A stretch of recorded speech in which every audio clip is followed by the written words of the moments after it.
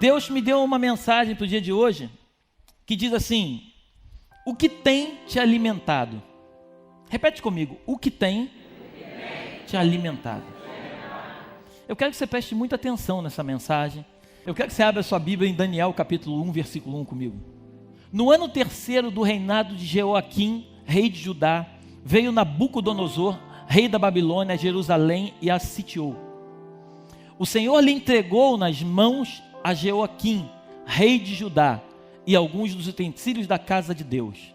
A estes, levou-os para a terra de Sinar, para a casa do seu Deus, com letra minúscula, e os pôs na casa do tesouro do seu Deus.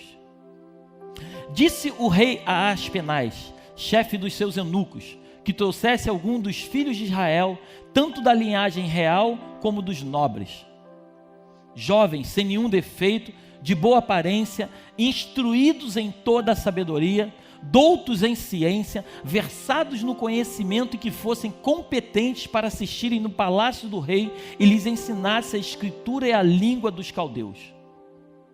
Determinou-lhes o rei a ração diária das finas iguarias da mesa real e do vinho que ele bebia, e que assim fossem mantidos por 3 anos, presta atenção nisso, por 3 anos, ao cabo dos quais assistiriam diante do rei. Entre eles se achavam dos filhos de Judá, Daniel, Ananias, Misael e Azarias. O chefe dos eunucos lhes pôs outros nomes, a saber, a Daniel, o de Beltesazar, a Ananias, o de Sadraque, a Misael, o de Mesaque, e de Azarias, Abidnego. Resolveu Daniel firmemente não contaminar-se com as finas iguarias do rei, nem com o vinho que ele bebia. Então pediu ao chefe dos eunucos que lhe permitisse não contaminar-se. Ora, Deus concedeu a Daniel misericórdia e compreensão da parte do chefe dos eunucos. Disse o chefe dos eunucos a Daniel: tenho medo do meu senhor, o rei, que determinou a vossa comida e a vossa bebida. Porque, pois, veria ele o vosso rosto mais abatido do que os dos outros jovens da vossa idade? Assim, porias em perigo a minha cabeça para com o rei. Então disse Daniel ao cozinheiro-chefe, a quem o chefe dos eunucos havia encarregado de cuidar de Daniel, Ananias, Misael e Azarias: experimenta, peço-te, os teus servos 10 dias, 10 dias, grava isso, 10 dias, e que se nos deem legumes a comer e água a beber. Então se veja diante de ti a nossa aparência e a dos jovens que comem das finas iguarias do rei, e segundo vires, age com os teus servos. Ele atendeu e os experimentou 10 dias. No fim de 10 dias a sua aparência era melhor. Eles estavam mais robustos do que todos os jovens que comiam das finas iguarias do rei. Com isto, o cozinheiro-chefe tirou deles as finas iguarias e o vinho que deviam beber e lhes dava legumes. Ora, a estes 4 jovens Deus deu conhecimento e a inteligência em toda a cultura e sabedoria, mas a Daniel deu inteligência de todas as visões e sonhos. Vencido o tempo determinado pelo rei para que os trouxesse, o chefe dos eunucos trouxe a presença de Nabucodonosor. Então o rei falou com eles, e entre todos não foram achados outros como Daniel, Ananias, Misael e Azarias. Por isso passaram a assistir diante do rei. Em toda matéria de sabedoria e de inteligência sobre o que o rei lhes fez Em toda matéria de sabedoria e de inteligência sobre o que o rei lhes fez perguntas, os achou 10 vezes mais doutos do que todos os magos e encantadores que havia em todo o seu reino. E Daniel continuou até o 1º ano do rei Ciro. Coloca a mão sobre o seu coração, por favor, e feche seus olhos. Pai amado, Pai querido, eu te louvo por esta noite, noite de batismo, noite de arrependimento, noite de graça e noite também de poder. Eu te louvo pela vida de cada um dos teus filhos que se encontram nesta casa, e o desejo do meu coração é que tu possas nos abençoar através da tua palavra. Não permita de modo nenhum que nenhuma mente seja roubada, mas que o teu Espírito, Pai, o teu Espírito venha ministrar ao coração de cada um de nós. Usa os meus lábios, eu te peço nesta noite, com graça, com ousadia e com intrepidez, para que a tua palavra venha penetrar no coração dos teus filhos e venha trazer uma verdadeira mudança que cada um deles necessita. Eu assim te oro e te agradeço, no nome poderoso de Jesus Cristo. Amém. Dê um aplauso bem forte a Deus.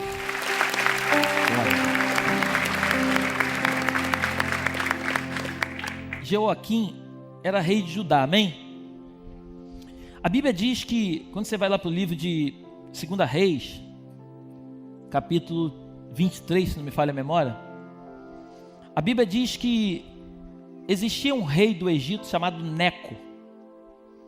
E Neco, ele oprimia o povo de Judá, a ponto dele tirar o rei Jeoacás e colocar Jeoaquim. Na verdade o nome dele é Eliaquim, e o rei Neco mudou o nome dele para Jeoaquim. E colocou ele no poder, só que ele era obrigado a pagar propina. E quando nós estudamos um pouco mais, nós vamos perceber que Nabucodonosor, ele guerreia contra o rei Neco do Egito, e ele ganha essa guerra, e ele vai sitiar Jerusalém, Judá, onde o rei Jeoaquim era rei. Amém? Estamos bem até aqui?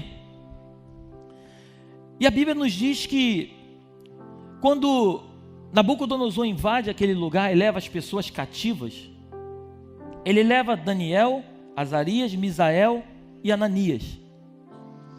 Ele leva os 4 jovens cativos para a Babilônia. Chegando lá na Babilônia, ele pede que, junto com aqueles jovens, que todos aqueles jovens foram, chega lá, ele chega para o chefe dos eunucos, chamado Aspenaz, e diz: olha, pega os jovens mais inteligentes, mais doutos, de maior conhecimento, separa eles e faz com que eles comam a minha comida, que eles bebam a minha bebida. Vamos começar a implantar no coração e na mente deles os conceitos religiosos aqui da Babilônia. Vamos ensinar a língua para eles, porque afinal de contas eu quero que eles sejam criados aqui com a nossa cultura. Então, em outras palavras, aqueles jovens saíram de Judá, de Jerusalém, foram levados cativos até a Babilônia, para que na Babilônia eles pudessem ter uma nova cultura. Então, o que o rei Nabucodonosor estava querendo implantar no coração daqueles jovens era uma cultura que até então eles não conheciam. Nabucodonosor tirou ele da sua terra e colocou eles numa terra que era uma terra nova para eles, conceitos novos, valores novos, língua nova, tudo era novo. E o projeto de Nabucodonosor é que aqueles jovens, eles entendessem aquela língua, aquela cultura e se tornassem um deles. Esse era o desejo de Nabucodonosor. E o texto continua dizendo que quando Daniel ele chega diante do rei, diante do chefe dos eunucos, chamado Aspenaz, ele diz o seguinte: eu te peço que eu não coma dessa comida, que você me dê somente água e legumes. E aí esse chefe, muito preocupado, ele fala assim: cara, mas se o meu rei Nabucodonosor perceber que eu fiz isso e a tua aparência for diferente dos outros, ele vai me matar, ele vai arrancar minha cabeça. Daniel fala para ele o seguinte: eu só preciso de 10 dias, me dá 10 dias, e no decorrer de 10 dias você tira as tuas conclusões. Se você perceber que o nosso semblante é diferente dos outros, você toma a decisão que você quiser, mas eu só preciso de 10 dias. A Bíblia diz que Aspenaz ele chega para aquele cozinheiro mor e ele fala: olha, vamos dar 10 dias para esses homens. Só que é importante nós entendermos que a Bíblia diz que Daniel ele caiu na graça daquele homem. Daniel caiu na graça de Aspenaz. E entenda uma coisa, que eu quero que você nessa noite comigo construa algumas coisas na tua cabeça. E essa palavra é uma palavra muito profética, porque eles saíram de uma cultura e foram levados para uma outra cultura. A Bíblia diz que nós, eu e você, não pertencemos a essa terra. É o que a Bíblia diz. Que nós estamos aqui passando por uma cultura que não é a nossa. A nossa cultura é uma cultura do céu. Nós pertencemos a uma cultura onde o nosso Senhor que nos criou, Ele nos fez de uma forma plena. Mas como fomos enxertados nesta terra, a cultura dessa terra tem entrado dentro de nós de uma forma tão forte, que nós ficamos tão presos a essa cultura, que deixamos de praticar a cultura do céu e começamos a praticar a cultura da terra. Mas o que me deixa apaixonado é que Daniel, ele poderia dizer o seguinte: não, olha só, cara, eu sou crente, eu sou servo do Deus Altíssimo, eu não vou comer essa comida e acabou. Não, Daniel não fez assim. Daniel conversou com Aspenaz. Daniel explicou para Aspenaz que era necessário que ele não se contaminasse com aquela comida. E aqui que eu quero que você entenda: nós, povo de Deus, por diversas vezes entramos em algumas guerras e começamos a guerrear de uma forma que não é a forma que Deus nos ensinou. Deus não nos ensinou a chegar diante de uma situação e começar a dizer: não, porque eu sou crente, porque eu não posso. Tenha sabedoria com as palavras.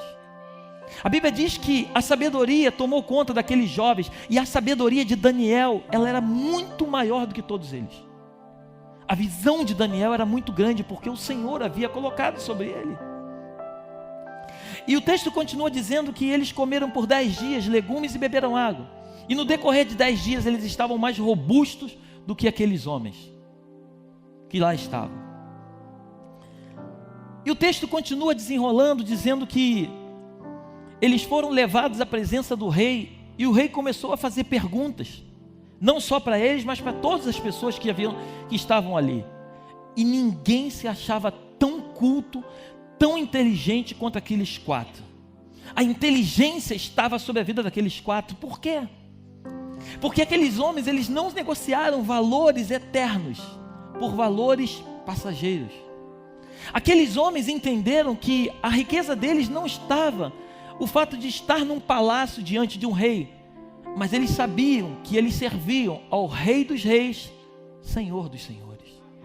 Aquele lugar em que eles se encontravam nada mais era do que um lugar pequeno, apesar da Babilônia naquele momento ser o império, ser o centro do mundo.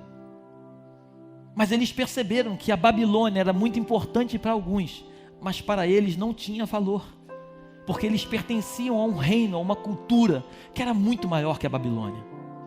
E é isso que eu quero que você essa noite comigo em espírito você compreenda. Eu e você pertencemos a um reino que não é um reino terreno. Nós pertencemos a um reino que é um reino eterno, que é um reino nos céus. Nós pertencemos a uma cultura que não é a cultura terrena. Nós pertencemos a uma cultura que foi dada pelo nosso próprio Criador. Quando Deus te criou, Ele te criou de uma forma plena. Ele não fez ninguém igual a você, Ele não criou nada igual a você. Quando você coloca lá a tua impressão digital, é só tua, ninguém tem igual. Quando você olha para o espelho, pode ter alguma pessoa parecida com você, mas ninguém é igual a você, porque Deus te criou de uma forma exclusiva. Ele te ama, Ele entregou a sua vida por você. Você precisa entender isso. E no momento em que Daniel, ele está lá naquela situação toda, e aí ele é questionado junto com os seus amigos, e eles não cedem. Eles começam a mostrar a inteligência que Deus havia colocado sobre eles. Aí Nabucodonosor fica apaixonado e fala assim: cara, não tem ninguém igual a esses caras. E eu quero que você passe comigo agora para Daniel capítulo 2, versículo 10 e 11. Responderam os caldeus na presença do rei e disseram: não há mortal sobre a terra que possa revelar o que o rei exige, pois jamais houve rei, por grande e poderoso que tivesse sido, que exigisse semelhante coisa de algum mago, encantador ou caldeu. A coisa que o rei exige é difícil, e ninguém há que possa revelar diante do rei, senão os deuses, e estes, preste atenção nisso, e estes não moram com os homens. Nabucodonosor, no capítulo 2, ele tem um sonho, e aquele sonho começa a angustiar o seu coração. Ele fica desesperado, ele chama os magos, os encantadores daquele momento, do seu palácio. Ele fala assim: olha, eu quero que vocês me digam qual é o meu sonho e qual é a revelação do sonho. Aí os magos começam a dizer para ele: não, mas Senhor, fala o sonho que nós vamos revelar. E Nabucodonosor começa a perceber que na verdade eles não sabiam. Então eles pedem para Nabucodonosor dizer qual era o sonho, porque eles iam falar qualquer coisa. É o que está escrito na Bíblia. E Nabucodonosor, sabendo que eles não iam revelar o sonho, ele fala assim: olha, vamos fazer um decreto, vamos matar todos os sábios, os magos, os encantadores, vamos matar todo mundo do reino. E essa notícia cai nos ouvidos de Daniel. E quando Daniel escuta esse decreto, Daniel fala assim: peraí, eu só preciso, por favor, me dá um tempo, por favor, me dá um tempinho, por favor. A Bíblia diz que Daniel, ele se retira. À noite Deus visita Daniel e Deus dá o sonho a Daniel. Daniel se apressa no dia seguinte, vai lá e fala assim: eu quero dizer qual é o sonho do rei. Fala para o rei não matar ninguém não, por favor. Daniel poupa a vida dos magos e dos encantadores. Preste atenção nisso. Esse texto é lindo. Daniel não estava preocupado com a sua vida e dos seus amigos que vieram cativos para a Babilônia. Mas Daniel entendia que o reino dele não era terreno, era um reino celestial. Então Daniel não se preocupava só com eles, Daniel se preocupava também com os seus inimigos. Daniel olhava para os seus inimigos entendendo que na verdade eles eram tão presas quanto ele. E quando você olha para uma pessoa que guerreia contra você, você precisa entender que na verdade ela é uma presa tão fácil que ela está cometendo coisas que ela não deveria cometer. Aí Daniel fala assim: eu vou interpretar o sonho. E Daniel começa a falar sobre a estátua que Nabucodonosor havia tido o sonho. Mas o que me deixa apaixonado nesse texto é que quando chega nesse momento ele diz assim: e estes não moram com os homens. Em outras palavras, o Deus que precisava revelar aquele sonho, trazer aquela revelação, ele não morava em homens, ele não habitava em coisas carnais. Esse Deus era um Deus acima de todos os deuses da Babilônia. Era um Deus que realmente só estava com aqueles que o buscavam e que entendiam quem ele era. E chega Daniel diante de Nabucodonosor. E Daniel começa a revelar o sonho. E eu quero que você passe comigo para o capítulo 2, versículo 24. Por isso, Daniel foi ter com Arioque, ao qual o rei tinha constituído para exterminar os sábios da Babilônia. Entrou e lhe disse: não mate os sábios da Babilônia. Introduze-me na presença do rei e revelarei ao rei a interpretação. Então Arioque depressa introduziu Daniel na presença do rei e lhe disse: achei um dentre os filhos dos cativos de Judá, o qual revelará ao rei a interpretação. E eu vou te dizer já a interpretação do sonho. Mas antes de eu entrar nela, deixa eu te dizer uma coisa. Daniel só estava naquele momento da interpretação do sonho porque no capítulo 1 ele se reservou, ele não se misturou com as iguarias do rei. Muitos de nós, ou talvez eu tenha até audácia de dizer todos nós, fomos levantados nesta terra para não nos contaminarmos com as iguarias que esse mundo tenta colocar. Alguns entendem isso e se reservam a esse direito e não se contaminam com essas comidas. E quando chega num tempo oportuno, quando Deus precisa de alguém que se levante para trazer uma revelação, são esses que se levantam e trazem a verdadeira revelação. Perceba uma coisa: Nabucodonosor, na verdade, perguntou a todos, não perguntou a alguns. Mas Daniel foi usado por Deus para trazer para trazer o sonho e a interpretação do sonho. Porque Daniel, na verdade, ele havia antes, no capítulo 1, ele havia se reservado e ele não havia se contaminado com as coisas do mundo. O mundo em que nós vivemos, o Cândido falou aqui na volta do encontro algo que ficou marcado no meu coração. O mundo é bom, amém? Quem disser que não é hipócrita. O mundo é bom, porque se não fosse, nós não desfrutaríamos das coisas do mundo. O pecado, talvez te choque que eu vou te falar, mas o pecado é gostoso, porque se não fosse, nós não teríamos cometido. Porém, todo pecado, a Bíblia diz que traz uma consequência, e a consequência do pecado é a morte. Então o mundo é bom, porém, ele diz, Jesus é extraordinário. O mundo é bom, mas Jesus é extraordinário. E quando nós nos permitimos não nos contaminar com o mundo, as coisas extraordinárias são reservadas para nós. Então, quando nós fomos enxertados nesta terra e vivemos sob uma atmosfera, sob um terreno, a Bíblia diz que o mundo jaz ao maligno. Então o maligno, ele tomou o controle deste mundo. Quando eu olho para o nosso governo hoje, eu leio a Bíblia, eu percebo claramente, a Bíblia diz, se você ler 1 e 2 Reis, você vai perceber que Deus levantava um rei, e esse rei fazia o que era mal aos olhos do Senhor, e a Bíblia diz que Deus entregava o povo nas mãos do inimigo. E se levantava outro rei, e o povo fazia o que era mal diante dos olhos do Senhor, e Deus entregava o povo nas mãos do inimigo. Mas uma igreja, quando ela clama, ao invés de ela ficar reclamando, uma igreja quando dobra o joelho, quando você lê a sua Bíblia, em 1 e 2 Reis, você vai ver que quando o povo se arrependia e curvava-se ao Senhor e dobrava o seu joelho e clamava ao Senhor, a Bíblia diz que o Senhor ouvia do céu o clamor do povo, ia lá e colocava um rei, e o povo obedecia a esse rei e adorava esse Senhor, e o povo era abençoado. Glória a Deus.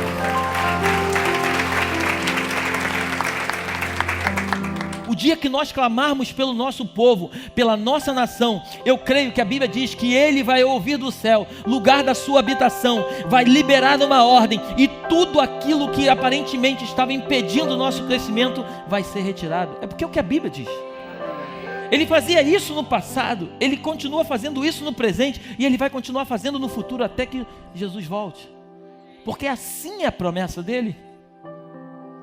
Ele não muda. Entenda uma coisa: mas pastor, mas eu não posso acreditar num Deus que faz maldade com o povo. Deixa eu te dizer uma coisa: Deus não faz maldade com o povo. A Bíblia diz que de Deus não se zomba. Aquilo que o homem semear, ele vai... É claro isso. Deus criou leis, e todas as leis que Deus criou, Ele não muda. Se Ele criou uma lei, Ele diz que se você fizer coisas boas, tu vai colher coisas boas. Se você fizer coisa ruim, vai colher coisas ruins. Ele determinou e Ele não muda. Então quem vai colher sou eu e você, dependendo daquilo que nós semearmos. A colheita, ela é certa, mas a semeadura você pode escolher. O que você vai semear não depende de Deus, depende de você. Mas aquilo que você semeia, tenha certeza que você vai colher. 2 e 2 são 4, nunca vai dar 5. Nunca vai dar 5, sempre vai dar 4. Então, quando Daniel, ele entendeu que ele estava indo para a Babilônia, levado cativo, ele poderia ter ficado revoltado. Poxa, afinal de contas, eu sou um homem de Deus. Agora entra esse homem aqui, Nabucodonosor, destrói tudo, leva todo mundo cativo, e eu sou um prisioneiro. Entenda uma coisa: Daniel saiu de Judá, Jerusalém, ele foi levado para a Babilônia, ele entrou em um terreno onde não era o seu terreno, ele entrou em uma cultura que não era a sua cultura, ele começou a fazer parte de um povo que não era o seu povo, mas aquela cultura, aquele povo, aqueles conceitos não entraram em Daniel. Daniel continuou vivendo naquele lugar, mas aquele lugar nunca habitou nele. O que eu quero que você entenda nesta noite é que o mundo que nós vivemos faz parte de um processo de Deus para mim e para você, mas esse mundo não pode colocar dentro de nós aquilo que realmente somos. Sabe o que é paternidade? As pessoas só são roubadas, só são destruídas quando elas não entendem quem elas são. Eu tenho 3 filhos, todos os dias eu digo para meus filhos: vocês são amados, eu amo vocês, vocês são pedra preciosa, vocês foram crianças para nascer e reinar nessa terra, vocês vão ser homens abençoados, vocês vão abençoar outras famílias, vocês vão abençoar pessoas. Filho, você vai casar com uma mulher abençoada, uma mulher de oração, uma mulher que vai ajudar você a crescer. Cada dia mais eu fico profetizando a vida dos meus filhos, e eu digo para eles quem eles são, porque o mundo não vai dizer para os meus filhos quem eles são. Eu sou o pai, eu vou determinar aquilo que eles são, não o que o mundo que eles vivem. Então, quando se fala de paternidade, quando nós paramos para conversar com algumas pessoas, percebemos uma vida completamente destruída, e quando nós vamos lá conversar, e o teu pai e a tua mãe: não, eu não tenho pai, eu não tenho mãe, eu fui abandonado. Cara, aquilo é um caos. Mas deixa eu te dizer uma coisa: não importa se você foi abandonado, não importa o que fizeram contigo. Eu falei aqui semana passada, quem te abandona é que perde, não aquele que foi abandonado. Porque quando você tem algo de muito valor e que você abandona, quem perde é quem abandonou, não quem foi abandonado. Porque quem foi abandonado, quando entende que existe um Deus que o criou segundo a sua imagem e semelhança, um Deus que o fez perfeito e que criou esse ser humano para reinar e governar, essa pessoa ela nunca vai deixar ninguém dizer para ela quem ela sempre vai entender quem ela é. Quando eu vejo essas pessoas descendo as águas, sabe por que eu chorei ali dentro da piscina? Porque muitas pessoas quiseram dizer para mim quem eu sou, e eu nunca aceitei que eles dissessem quem eu sou. Eu sou o que a Bíblia diz que eu sou. Eu vou viver aquilo que o meu Deus disse que eu vou viver. Não é homem nenhum nessa terra, não é mulher nenhuma nessa terra que vai dizer para mim o que o Deus que me criou disse para mim quem eu sou. Eu sou um filho amado, eu sou um escolhido, assim como você é uma pedra viva, propriedade exclusiva de Deus. Quando Deus te criou, Ele te criou de uma forma perfeita. Ele fez cada linha Ele escreveu a teu respeito. Ele disse que você seria uma pessoa abençoada. Mas pastor, por que eu não estou vivendo isso? Porque você ainda não entendeu quem você é nele. Daniel estava ali na Babilônia, mas a Babilônia nunca esteve em Daniel. Daniel, quando chegou na Babilônia, ele não se contaminou com as coisas de lá. Então quando Daniel diz assim: eu não vou comer essas iguarias. Mas como não? Eu só preciso de 10 dias. Eu não quero mais que isso, eu quero 10 dias, porque o Deus que eu sirvo é um Deus de propósito. O Deus que eu sirvo, Ele não precisa de um mês para me provar. O Deus que eu sirvo precisa somente de 10 dias. Me dê 10 dias e eu vou mostrar para vocês quem é o Deus que eu sirvo. A Bíblia diz que no decorrer de 10 dias, o semblante de Daniel e dos seus amigos era muito melhor do que aqueles que estavam lá. E aí aparentemente tudo acabou, né? Tudo acabou ou não? Não, na verdade tudo começou ali. E é isso que eu quero que você entenda nesta noite. Na verdade tudo começou ali naquele jejum que Daniel fez. Daniel estava se preparando para uma guerra muito maior que viria lá pela frente. Daniel, ele não estava lutando contra aquele momento. Daniel estava lutando contra coisas maiores que iam aparecer. Esse é o grande problema do povo de Deus. O povo de Deus só se prepara para lutar quando ele está sendo literalmente enfraquecido, quando o inimigo está invadindo o povo de Deus. Deixa eu te dizer uma coisa. Por isso que a Bíblia diz que muito antes das lutas chegarem a você, comece a guerrear as tuas guerras no teu secreto. Dobre o seu joelho e tenha uma vida de intimidade com Deus. Não é a vida, um culto domingo que vai te trazer uma vida plena no Senhor. Não é numa quarta-feira que você vem dar glória a Deus e você chora e se arrepia e sente o Espírito Santo e rodopia, que vai te trazer vida com Deus. Não, vida com Deus é como Daniel, é se separar para Ele. Vida com Deus é você se entregar aonde ninguém está te vendo e você está simplesmente tendo um encontro com Ele.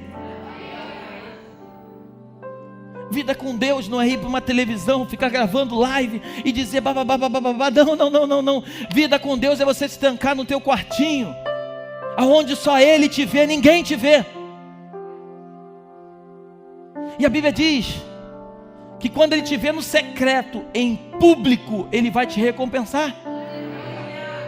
Daniel, eu fico imaginando Daniel lá em Judá, lá em Jerusalém. Daniel no seu cantinho ali orando com os seus amigos. Aí levam todos eles cativos. Todos eles são levados cativos. Quando chegam lá, chama os camaradas aí que nós vamos implantar neles durante 3 anos. E olha que coisa incrível. Você tem que ficar prestando muita atenção na Bíblia. Você vê que o rei mandou que aqueles jovens fossem durante 3 anos preparados para eles absorverem a cultura daquele povo. Mas nós, quando conhecemos a Cristo, mal conhecemos a Cristo, queremos fazer coisas que não é o momento para que façamos. Nabucodonosor mandou preparar aqueles jovens por 3 anos. E nós que conhecemos ao Rei dos Reis, Senhor dos Senhores, não nos preparamos. O profeta Oséias fala no seu livro, capítulo 4, versículo 6, o meu povo está sendo destruído porque lhe falta conhecimento. Quem conhece a Deus não é destruído facilmente. As lutas vêm para aqueles que são de Deus e para aqueles que não são de Deus. Mas a vitória, ela vai prevalecer na vida daqueles que conhecem o seu Pai. que sabem o que é paternidade. Eu quero avançar mais um pouquinho. No capítulo 2, no versículo 44 a 46. Coloca, por favor. Mas nos últimos dias destes reis, o Deus do céu suscitará um reino que não será jamais destruído. Grava isso. Este reino não passará a outro povo.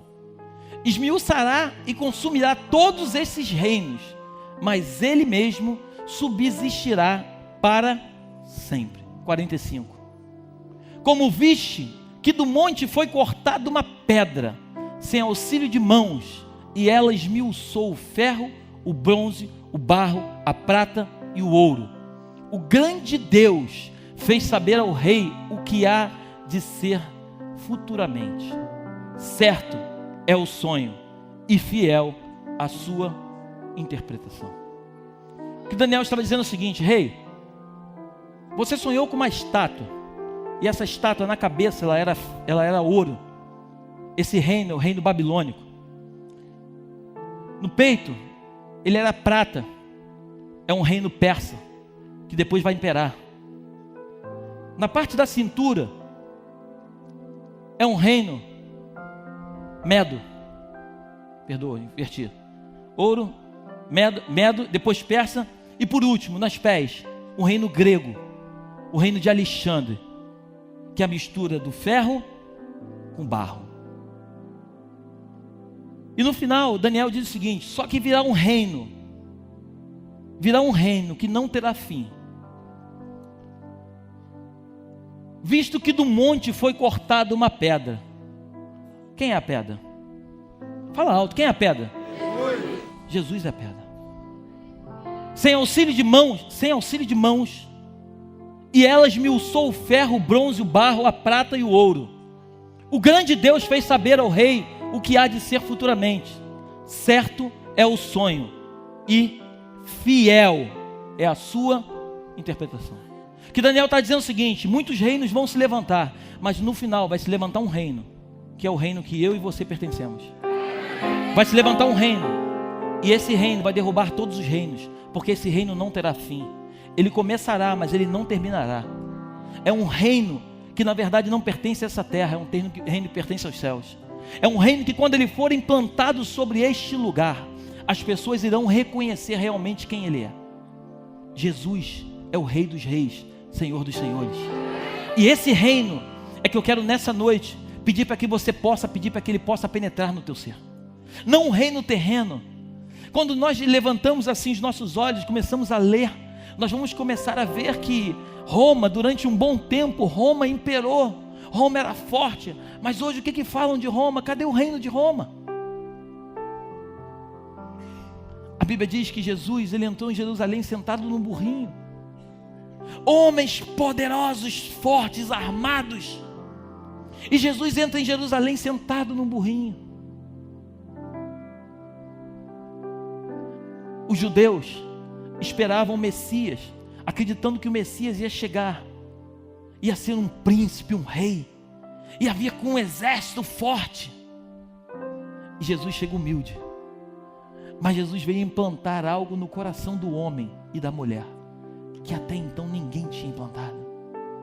Jesus veio implantar algo que quando as pessoas são confrontadas, Jesus olha para uma mulher pecadora, e ele diz assim: mulher, aonde estão os teus acusadores? Nem tampouco eu te condeno, vai e não peques mais.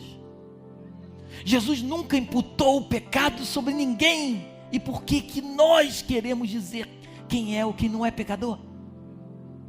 Jesus nunca disse: você é uma pessoa que não merece. Nunca. Jesus sempre amou. Jesus se encontra com uma mulher em Mateus capítulo 4. Mulher samaritana. Jesus chega para ela e fala assim: o que tu tem aí, mulher? Tem água aqui nessa fonte. Jesus fala assim: mulher, se tu soubesses quem te pede de beber, mulher.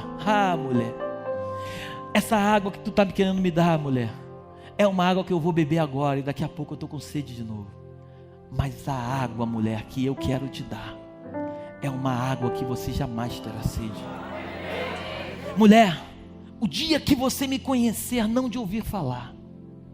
Belém, o dia que nós conhecermos a Cristo, não um Cristo crucificado, mas um Cristo que ressuscitou e que vive, que habita no nosso meio. O dia que nós conhecermos esse Cristo e entendermos os valores que Ele tem para nós, jamais seremos presa fácil para o inferno. O inimigo da nossa alma tem brincado com algumas pessoas, como um adulto brinca com uma criança, porque muitos de nós não entendeu ainda o seu verdadeiro valor. O dia que você entender quem você é nele, ninguém, grava isso no seu coração, ninguém vai dizer para você quem você é, mas Cristo já determinou a sua verdadeira identidade na cruz. Essas pessoas que desceram as águas, esse dia já estava marcado. Esse dia já estava marcado. Algumas pessoas aqui que desceram as águas, hoje serviram as trevas durante muito tempo. Foram presas de Satanás, até que um dia alguém se levantou e falou de um Deus maravilhoso, que é criador dos céus e da terra. E quando aquela flecha entrou por dentro do peito dessas pessoas, essas pessoas entenderam realmente quem elas são, e que elas não são cavalos das trevas, mas elas são filhos eleitos, escolhidos, sacerdotes, foram levantados para sentarem em tronos. Glorifica a Deus em nome de Jesus. E eu quero fechar minha mensagem, Daniel capítulo 7, versículo 13. Eu estava olhando nas minhas visões da noite, e eis que vinha com as nuvens do céu, um como filho do homem, e dirigiu-se ao ancião de dias, e o fizeram chegar até ele. Foi-lhe dado domínio, glória e reino, para que todos os povos, nações e homens de todas as línguas o servissem. O seu domínio é domínio eterno, não passará, e o seu reino jamais será destruído. Se eu fosse você, eu glorificava a Deus em todo lugar. Jamais será destruído. O que Deus tem para nós é algo muito poderoso. Você precisa entender que você não pertence a um reino terreno, você pertence a um reino do céu. A tua cultura não é deste lugar, a tua cultura é de lá. Quer que eu te prove que você é de lá? Quando chegar um tempo que a Bíblia diz que a nossa vida é como um vapor, quando chegar um tempo que o fio de prata for cortado, sabe para onde você vai voltar? Para onde você veio. Você não vai para nenhum outro lugar, a não ser o lugar que você veio. De lá nós viemos, para lá nós voltaremos. Então você veio junto comigo a este lugar, essa terra. Entenda isso. Jesus, ele não veio implantar uma religião, ele veio implantar um reino. E um reino não é aquilo que o homem diz. Ei, se você não é casado, você não pode batizar. Eu quero que você me mostre na Bíblia onde está escrito isso. Aleluia. Eu quero que você me diga na Bíblia onde está escrito isso. O homem atrapalha os projetos de Deus. O homem interfere naquilo que Deus tem para fazer. Batismo é batismo de arrependimento. É quando uma pessoa entende quem é Jesus Cristo e ela teve a sua mente transformada e ela não quer ser mais quem ela era, ela quer ser uma nova criatura. Se um dia eu fosse depender dos homens para que eu conhecesse a Jesus, eu estava até hoje vivendo a porcaria que eu vivia. Até que um dia os meus olhos foram abertos e eu entendi que Jesus me amava muito mais do que eu imaginava. Eu percebi que Jesus, ele tinha algo comigo que era muito maior do que os meus olhos podiam ver. Eu percebi que Jesus não estava dentro de uma religião, um conceito falido. Eu percebi que Jesus, ele é o meu Senhor, o meu Salvador. E quando eu entendi isso, eu comecei a perceber que por mais que as pessoas se levantassem para dizer para mim que eu não ia conseguir, aí que eu tomava força e dizer: eu vou contigo, Senhor. Eu vou contigo, Senhor. A minha mulher brinca, ela fala assim: Léo, eles não te conhecem, Porque se eles te conhecessem, eles não lutavam contra você, porque eles não sabem o Deus que você serve.